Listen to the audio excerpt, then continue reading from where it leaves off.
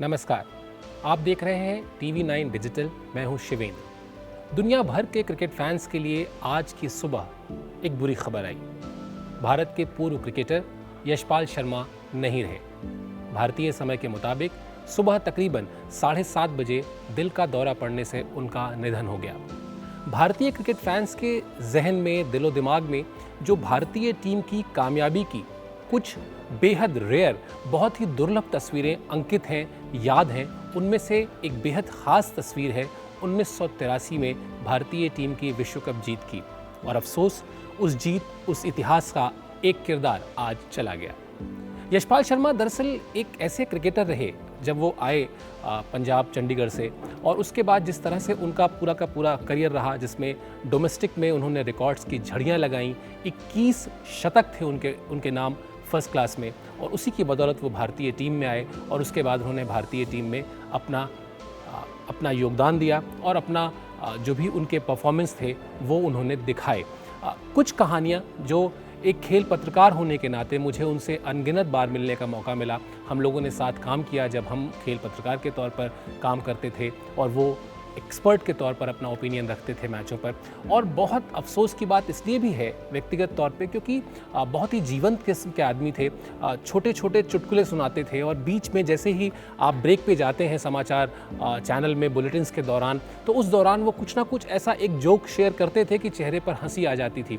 वो बताते थे कि किस तरह 1983 में जब भारतीय टीम जाती थी विदेशों में, यानी 80 के दशक में जब जाती थी विदेशों में, और किस तरह से भारतीय टीम के ज़्यादातर खिलाड़ी किसी कोने में चले जाते थे, क्योंकि उन्हें इस बात का डर रहता था कि वो आखिर अंग्रेज़ी में बातचीत कैसे करेंगे। और ख़ासतौर पर इंग्लैंड, ऑस्ट्रेलिया जैसी टीमों में जो वहाँ के खिलाड़ी होते हैं, उनका एक्सेंट पकड़ना, उनकी बात को समझना और फिर जवाब देना, इससे बचने के लिए खिलाड़ी अक्सर एक कोने में जाकर छुप जाते थे, या कह सकते हैं कि अकेले रहना पसंद करते थे।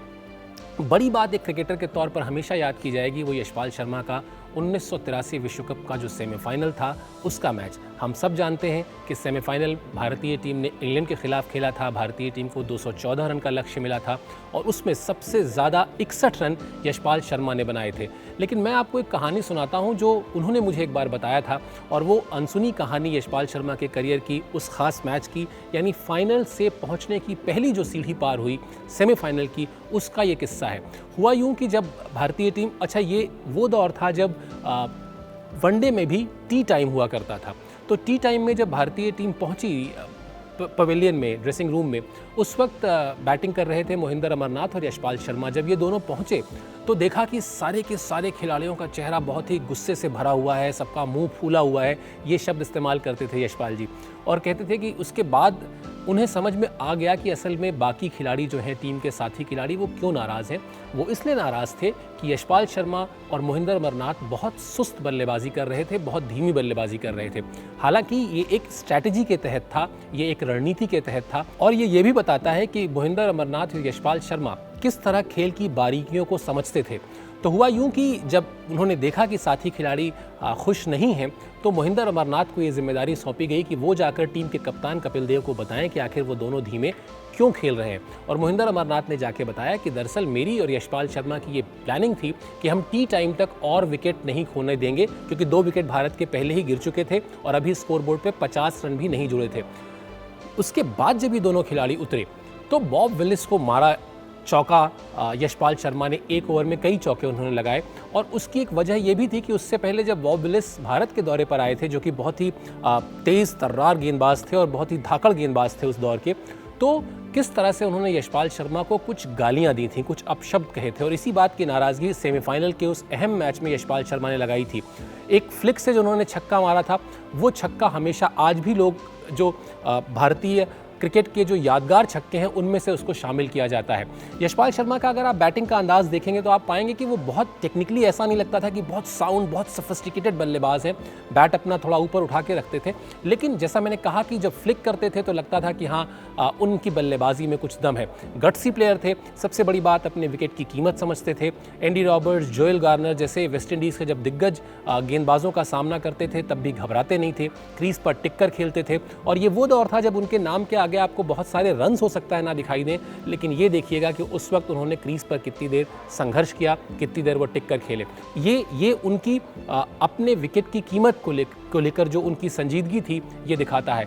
शानदार फील्डर थे, ये हर कोई जानता है, फिट बहुत थे और आखिरी समय तक, यानी अभी जब पिछले दिनों उनसे मुलाकात हुई थी तब भी वो अपने फिटनेस को लेकर बहुत फीक थे, बहुत अलर्ट रहते थे, खाने पीने से लेकर हर तरह के परहेज़ करते थे।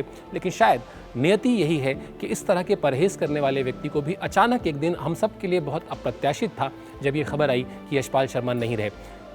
एक ऐसे खिलाड़ी के तौर पर यशपाल शर्मा को हमेशा याद रखा जाएगा जो भारतीय क्रिकेट के मैप पर जो पंजाब के जो खिलाड़ियों का आना है उसमें उनका रोल अहम था, इसलिए उन्हें याद रखा जाएगा। और साथ ही याद रखा जाएगा कई बड़ी जीत में योगदान देने के बावजूद एक सिंपल, एक बहुत ही सामान्य और एक बहुत ही मिलनसार क्रिकेटर के तौर पर।